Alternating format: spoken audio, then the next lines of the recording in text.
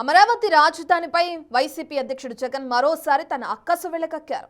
అధికారంలో ఉన్న 5 ఏళ్లు 3 రాజధానులంటూ అమరావతిపై కక్ష సాధింపుతో వ్యవహరించిన మాజీ ముఖ్యమంత్రి జగన్ గత ఎన్నికల్లో చావు దెబ్బ తగిలినా కూడా తన వైఖరి మార్చుకోలేదు.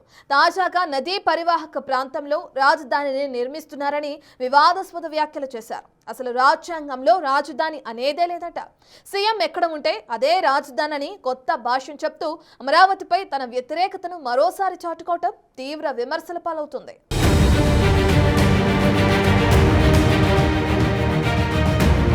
అమరావతిని అప్పటి ముఖ్యమంత్రి చంద్రబాబు రాజధానిగా ప్రకటించినప్పుడు ప్రతిపక్ష నేతగా ఉన్న జగన్ అసెంబ్లీ సాక్షిగా ఆమోదం తెలిపారు. అయితే 2019లో అధికారంలోకి రాగానే అధికార వికేంద్రీకరణ పేరుతో 3 రాజధానుల ప్రకటన చేసి అమరావతికి భూములిచ్చిన రైతుల ఆగ్రహానికి గురయ్యారు. రాష్ట్రాన్ని పాలించిన 5 ఏళ్లు అమరావతిలో జరిగిన అంతో ఇంతో అభివృద్ధిని పాడుపెట్టారు. మరోవైపు 3 రాజధానుల దిశగా ఒక్క అడుగు కూడా వేయలేకపోయారు. ఎగ్జిక్యూటివ్ క్యాపిటల్ చేస్తానన్న విశాఖపట్నంలోని ఋషికొండపై తాను తిరిగి అధికారంలోకి వస్తానన్న ధీమాతో తన నివాసం కోసం ప్రజల సొమ్ముతో విలాసవంతమైన ప్యాలెస్ నిర్మింపజేసుకున్నారు.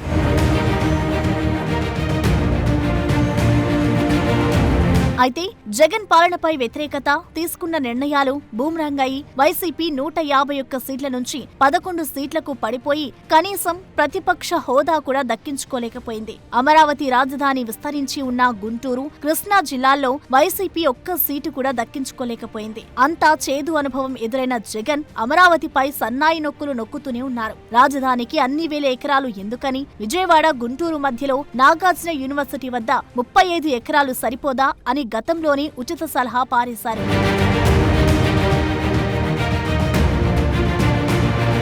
తాజాగా మాజీ సీఎం జగన్ అమరావతిపై కీలక వ్యాఖ్యలు చేశారు. రివర్ బేసిన్ లో అంటే నది పరివాహక ప్రాంతంలో ఏపీ రాజధాని నిర్మిస్తున్నారట. నదిలో భవనాల నిర్మాణాలకు అనుమతి ఇవ్వడం కరెక్టా అని జాతీయ మీడియా ముందు ఇంగ్లీష్లో ప్రశ్నలు సంధిస్తున్నారు. రాజధాని నిర్మాణానికి అమరావతి సరైన ప్రదేశం కాదని, విజయవాడ, గుంటూరు మధ్య అయితే పర్వాలేదనుకున్నారు. అయితే చంద్రబాబు మాత్రం నది పరివాహక ప్రాంతంలో రాజధాని నిర్మిస్తానంటున్నారని జాతీయ స్థాయిలో అమరావతిపై బురద జల్లే ప్రయత్నం చేస్తున్నారు. What Chandrababu Naidu is doing is, he is building the capital, the so-called capital, in a river basin. In fact, this is something which the Supreme Court should take cognizance of. Nobody is allowed to even build a building in a river basin. Whereas here, Chandrababu Naidu is conceiving a city in a river basin. I do not know where the fuse and the plug is. But one should seriously consider this aspect is the most important aspect. Another important aspect is, if one were to be building a capital, one were to be interested in this area, then the best thing is not in Amaravati.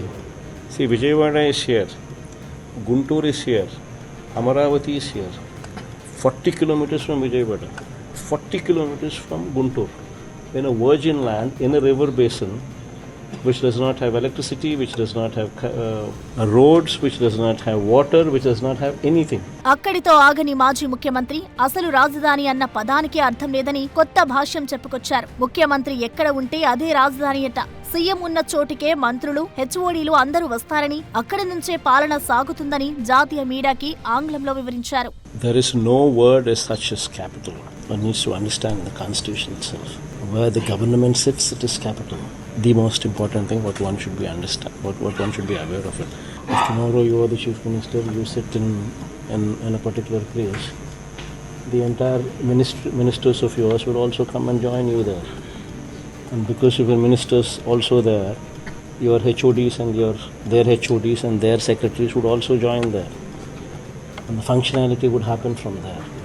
Wherever the chief minister, that is you, wherever you decide to sit. That is the constitution. Chandrababu ఏకంగా నగరాన్ని river basin లో కడుతున్నారని, supreme court దీన్ని ప్రత్యేకంగా పరిగణలోకి తీసుకోవాలని జగన్ వాదిస్తున్నారు. అక్రమంలో జగన్ పై TDP నేతలు తీవ్ర ఆగ్రహం వ్యక్తం చేస్తున్నారు. అమరావతిపై జగన్ అవగాహన లేకుండా మాట్లాడుతున్నారని మంత్రి నారాయణ విమర్శించారు. నది గర్భంలో నిర్మాణాలు చేస్తున్నామని, జగన్ కోర్టుల్లో కేసులు వేస్తున్నారని, మిడిమిడి జ్ఞానంతో మాట్లాడుతున్న జగన్ అమరావతి మాస్టర్ ప్లాన్ ను అర్థం చేసుకోవాలని సూచిస్తున్నారు. నదీ గర్భంలో ఎక్కడ కట్టడంలా, నదీ గర్భంలో ఎక్కడ కట్టాలా, కానీ ప్రజలకి నదీ గర్భంలో కడుతున్నారు, కోర్టుకు వేయాలా, ఏందండి?